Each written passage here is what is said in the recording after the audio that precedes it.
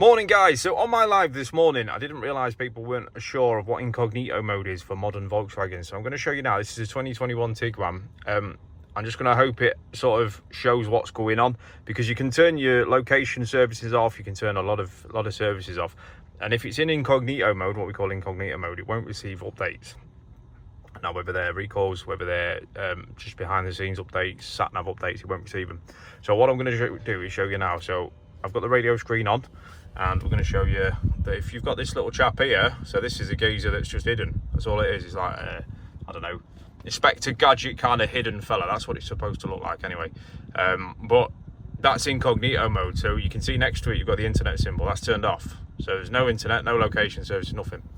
And if you go on here, look, you'll see maximum privacy. Now I'm going to show you here the official Volkswagen wording. So it's nothing that I'm saying. It's what's going on. So if we have a look here, you'll see that some certain services will be deactivated depending on which setting you choose, right? And all the settings are described there. So currently, maximum privacy. You see that little one at the top that was there at the start of the video? That's maximum privacy. And then obviously, if you see these pictures, these are what your car's set as. So you're going to need to be on at least use my position for updates, right? And what you'll find is, if I change this now to any of these, so this is just a demo run, by the way, guys, I'm not changing anyone's settings. So if I pop it on that one, for instance, and then it will give you that wording, so you're going to get your online functions. Other vehicle users will not receive information. So modern cars, I'm going to talk again about Volkswagen, they can send and receive traffic information between themselves online. It's pretty cool technology, to be fair. You've got location data, okay? That's what it's going to ask you, and it's going to say, certificates, V2X technology, that's cars talking to each other and are downloaded in the background, yeah? So you can check all that legal stuff out. Now what happens is that'll then change. So then we can go back onto the radio screen, and now it's got use my position. So we can send that up there, and you'll see the internet symbol now has lit up. So the car's now connected to the online services. This ain't costing you out, by the way, guys, but it's sharing position. So if you go now there, oh, we don't want to touch that. That's because I'm used to dragging it across. We'll drag it across.